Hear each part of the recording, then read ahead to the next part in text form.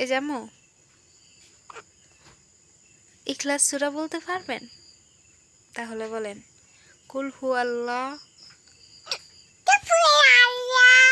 ওয়াহাদ আল্লাহ হুসামাদ লাম ইয়ালিদ ওয়ালাম ইউলাদ ওয়ালাম ইয়াকুল্লাহু কুফুয়ান আহাদ। যাই হোক, ও বাচ্চা বাচ্চা মানুষ, ও তো একটা বলতে পারে না। ওর যেমনই হোক আল্লাহ কবুল করে নিবে ইনশাল্লাহ, আশা করি। আম্মু বলো, আম্মু একটা দোয়া পড়ো তো। সুবহানাল্লাহ, আলহামদুলিল্লাহ,